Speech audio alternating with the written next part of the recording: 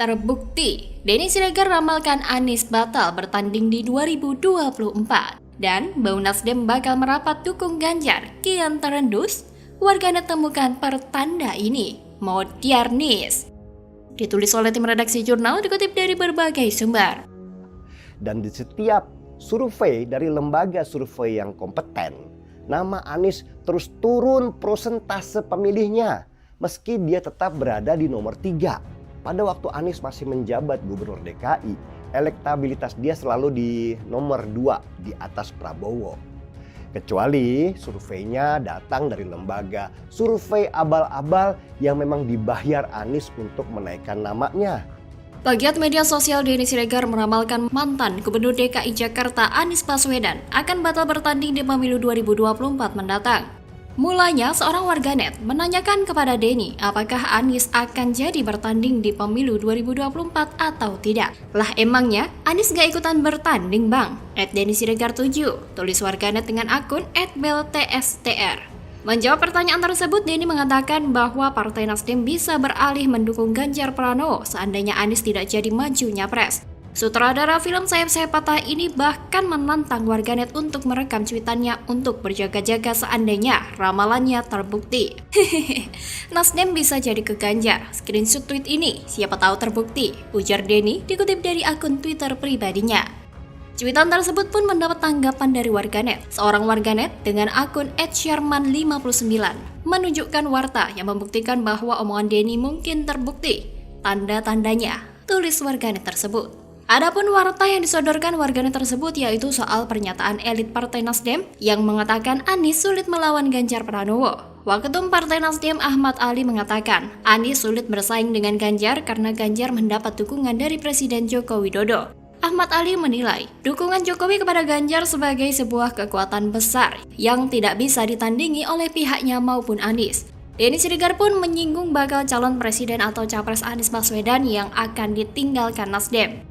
Kalau analis aku nggak meleset, @Nasdem di saat terakhir juga merapat ke @Gerindra karena mereka satu rahim. Dan Anies ditinggal menangis di pojokan sambil guling-guling di lantai. Ungkap Denny Siregar dikutip dari akun Twitter pribadi miliknya, Kamis 27 April. Kabar ini tentu akan mengejutkan Anies sebagai sosok penting di koalisi perubahan. Tentu Nasdem akan membuat manuver yang sama dengan Golkar. Terlebih Surya Paloh merupakan mantan politikus Golkar, jadi besar kemungkinan prediksi Denny Siregar ada benarnya. Apalagi dari segi elektabilitas Anies masih tergolong rendah. Berdasarkan rilis hasil survei ID Cipta Research and Consulting terbaru, ternyata elektabilitas sosok Ganjar Pranowo berada di urutan pertama. Berdasarkan dari data ID Cipta Research and Consulting, elektabilitas Anies Baswedan mencapai 29,5%. Kemudian elektabilitas Prabowo Subianto mencapai 33,5%. Adapun elektabilitas Ganjar Pranowo mencapai 37,0%. Sembrono, itulah kata yang tepat untuk menggambarkan tingkat ketidaklayakan dari pilihan Partai Nasdem tersebut. Mungkin hasil itu baru sementara, juga hanya berdasarkan hasil survei. Namun secara jelas terlihat bahwa ada rasa kekecewaan yang besar pada keputusan Partai Nasdem itu. Para simpatisannya bereaksi negatif atas pilihan sikap Nasdem itu. Dengan manuver ini tentu akan membuat posisi Anies terancam dan akan gagal jadi capres. Terlebih, diakui atau tidak diakui oleh Anies, masyarakat sudah mengetahui bahwa Anies memelihara buzzer. Musni Umar menghapus tweet pun tidak akan mengubah pandangan masyarakat bahwa buzzer yang sudah terkonsolidasi itu tugasnya menutup keburukan dan kegagalan Anies. Tetapi dengan cara-cara yang tidak faktual, terkesan ngawur dan asal-asalan. Buzzer Anies sudah mulai bereaksi dalam menaikkan citra Anies. Ini pun tidak lantas efektif begitu saja. Mengingat Anies banyak menciptakan cacat politik dan cacat kerja selama menjabat gubernur.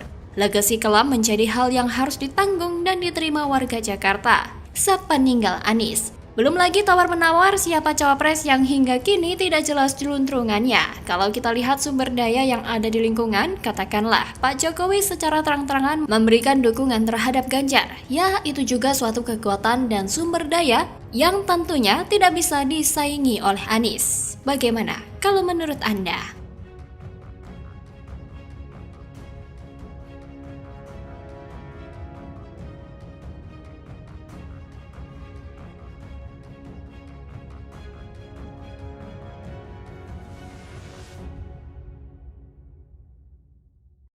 Celaka, Demokrat bersekutu dengan Golkar dan Anies bakal terpental dari pencapresan. Ditulis oleh Heru Subagia dari Siward.com. Saya dengan sukacita seperti Pak Erlangga juga dalam berbagai kesempatan saya ikuti juga membuka diri untuk bergabungnya antar kekuatan politik, bergabungnya partai-partai politik. Kami juga yang saat ini terus membangun kebersamaan dengan koalisi perubahan juga tentu membuka diri. Langkah koalisi menuju kursi pencapresan semakin ngawur dan tidak jelas. Baik elit dan partai atau koalisi partai sudah mengalami krisis kepercayaan dan juga terdegradasi legitimasi kedaulatannya. Berpikir sekadar untuk kenyamanan dan keselamatan diri untuk elit partai tersebut dan juga partainya. Koalisi yang terbentuk akhirnya mangkrak, tidak produktif dan hanya sekedar statuta atau piagam kesepakatan. Dirusak dan dibelokkan oleh berbagai alasan tindakan politik praktis. Kekuatan penuh hanya sebatas kalimat dalam pasal dan ayat. Substansi koalisi sudah ditinggalkan atau dikosongkan. Koalisi partai diakui jika saat ini sedang galau dan tidak jelas eksistensi dan pengaruhnya baik untuk anggota dan juga relasi dengan partai lain atau koalisi partai lain.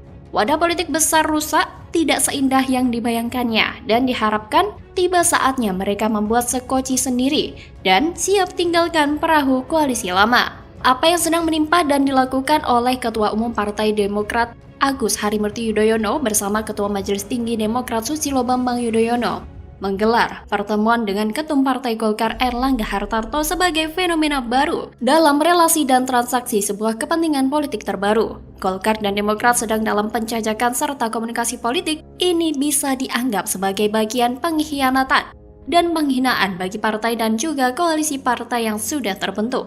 Hanya saja dalam spektrum kepentingan politik yang dilakukan elit Golkar dan Demokrat justru mengabarkan realita hubungan politik yang sesungguhnya mendekati kontestasi politik. Urgensi sebuah komunikasi politik secepatnya dilakukan sebagai bagian adaptasi dan pemutakhiran agenda dan kebijakan kepentingan politik masing-masing.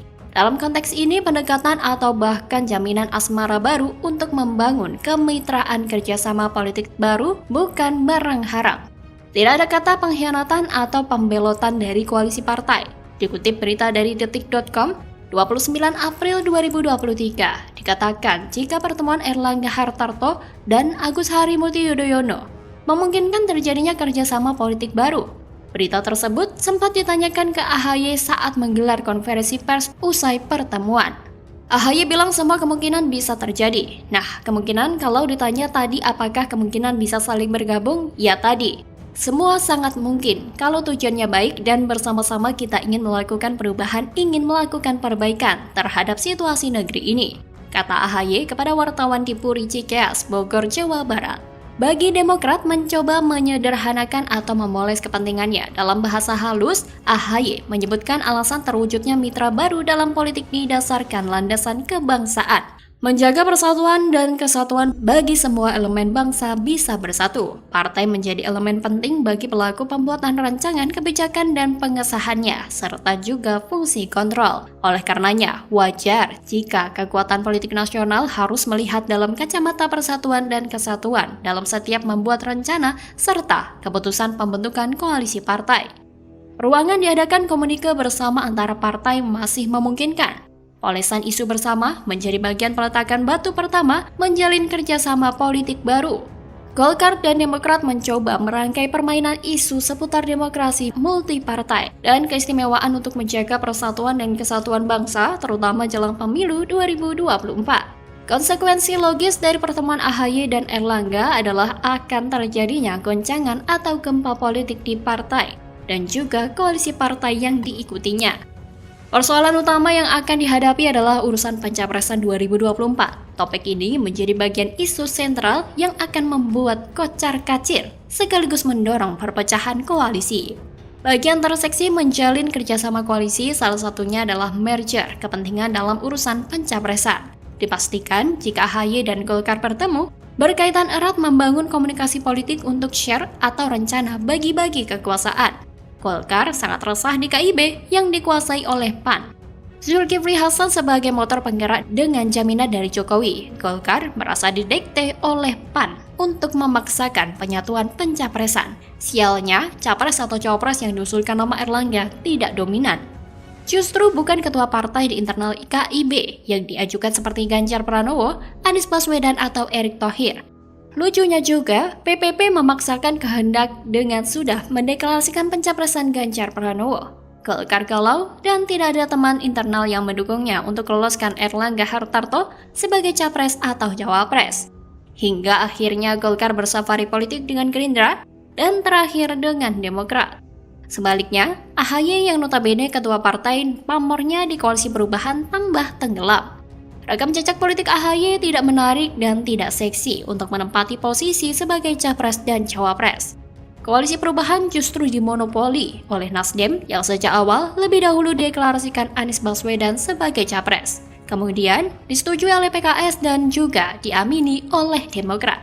Mereka bertiga sudah melakukan penandatanganan piagam kesepakatan mendukung Anies Baswedan sebagai capres 2024. Bagi AHY, kehadiran Demokrat di Koalisi Perubahan justru menjadi bumerang bagi partai dan dirinya. AHY terzolimi oleh Nasdem dan PKS dengan tidak memberikan sinyal restu posisi cawapres kepada AHY. Nasdem dan PKS semakin tambah gila kekuasaan yang justru mengimpor nama cawapres lain. Muncul nama Mahfud MD dari Nasdem dan Sandiaga Uno PKS. Demokrat sendiri sangat menentang kehadiran nama Sandiaga Uno dan Mahfud MD. Bagi demokrasi, harga mati AHY dampingi Anies Baswedan. Itu pun jika mau. Bagi Demokrat kemungkinan akan hengkang atau membelot jika kebutuhan AHY tidak diakomodir. Koalisi Perubahan dan Anies Baswedan akan ditinggalkan. Kemungkinan besar jika pertemuan Ketua Umum Golkar Erlangga Hartarto dan Ketua Umum Demokrat Agus Harimurti Yudhoyono menjadi titik temu bagi mereka untuk saling menaruh kepercayaan kembali membentuk gagasan koalisi baru yang memungkinkan menjadi kendaraan politik mereka. Menjadikan pilihan terbaik sebagai cawapres dan capres 2024. Dengan demikian, sakit hati mereka akan terobati. Mereka dalam koalisi partai sebelumnya yang tidak dianggap dan mendapatkan porsi sesuai haknya. Mereka dalam koalisi partai sebelumnya yang tidak dianggap dan mendapatkan porsi sesuai haknya, yakni Golkar sebagai capres dan atau cawapres, dan Demokrat menginginkan cawapres. Bagaimana kalau menurut Anda?